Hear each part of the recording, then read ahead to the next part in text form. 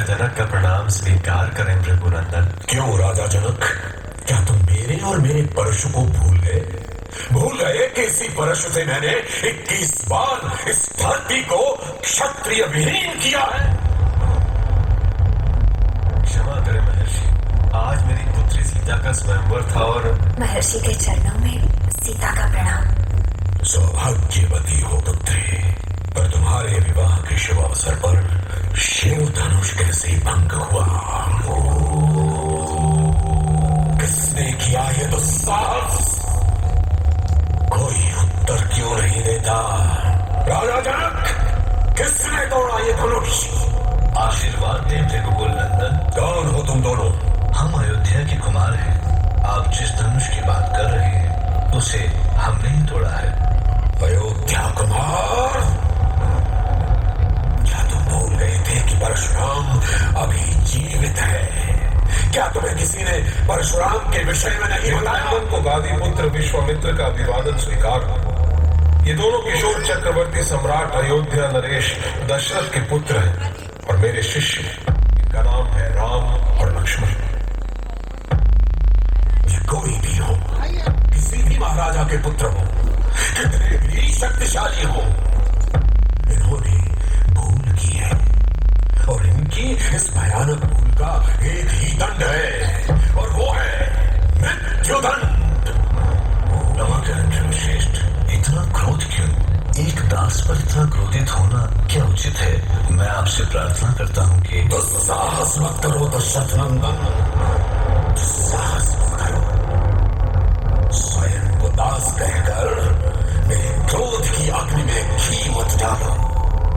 दास का काम सेवा करना है, मेरे आराध्य भगवान शिव का धनुष खंडित करना नहीं। किंतु ऐसा क्या है इस धनुष में कि नहीं, ये केवल एक धनुष नहीं है दशरथ नंदन, ये मेरी आस्था है, मेरा विश्वास है और मेरे विश्वास को तोड़ने वाला मेरा दास कभी नहीं हो सकता, कभी नहीं।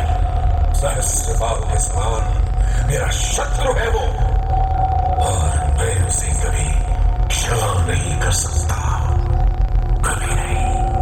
आप बिना बात क्रोध कर रहे हैं ऋषिवर। पता नहीं इस धनुष से आपका इतना मोह क्यों है? क्यों आप एक साधारण धनुष के लिए धरती आसमान एक करने पर तुले हैं? लक्ष्मण,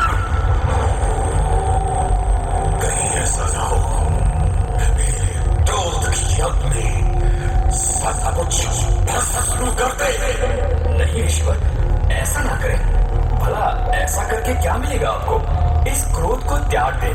क्रोध से केवल बुद्धि का नाश ही होता है। विवश कर रहे हो लक्ष्मण, घोर अनर्थ को बुला रहे हो तुम, अपने काल को बुला रहे हो तुम लक्ष्मण।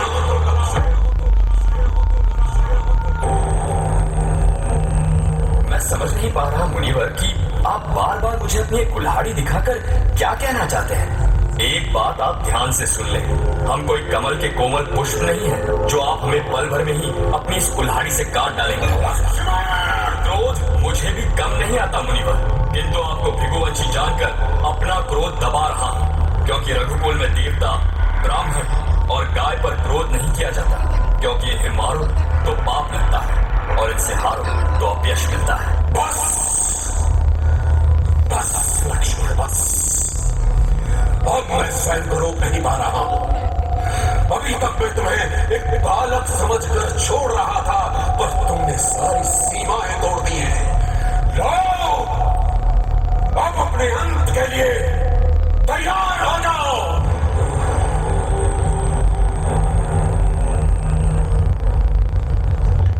ठहरिए महर्षि, ये क्या कर रहे हैं महात्मा?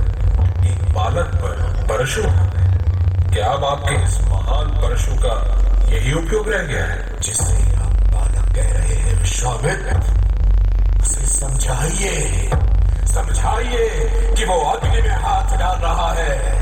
उसे पता नहीं कि मैंने कैसे अपना ये परशु रोक रखा है, पता नहीं कैसे। तो फिर मत रोकिए ये परशु, आगे बढ़िए और कीजिए प्रहार कीजिए भृगुनंदन। देखता हूँ आपके इस परशु में कितनी शक्ति है। शांत रहो लक्ष्मण। क्षमा करें गुरुदेव, मैं कब से इनकी बातें सुन रहा हूँ। कई बार इन्होंने प्रहार करने के लिए परशु उठाया है, पर हर बार पता नहीं क्यों पीछे हट जाते हैं। क्या यही है इनकी वीरता? क्या यही है इनका पराक्रम? यदि इनका पराक्रम सच्चा है तो इनके हाथ बार बार कांप क्यों जाते हैं? क्यों? शांत रहो लक्ष्मण, ये मेरा आदेश है, गुरु विश्वामित्र का आदेश। लक्ष्मण की ओर से मैं आपसे क्षमा चाहता हूँ ऋषिवर। मैं चाहता हूँ कि आपका उद्देश्य एक बालक को दंड देना नहीं, बल्कि उसे समझाना है।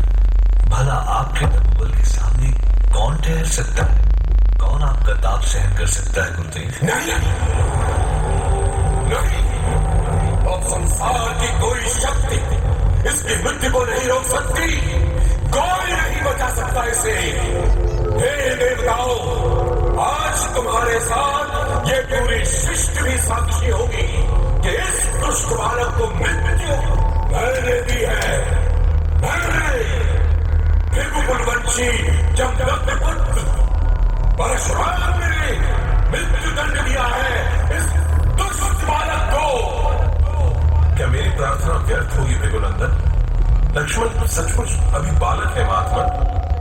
मैंने इसे शिक्षा दी है, उनसे अधिक इसे कौन जान सकता है? विश्वामित्र, तो क्या परशुराम के मान सम्मान की तुम्हें कोई चिंता नहीं है? यदि महादेव के धनुष और मेरे प्रति तुम्हारे मन में श्रद्धा की थोड़ी सी भी भावना है तो आज मुझे मत रोको। मत रोको मेरे स्पर्श को।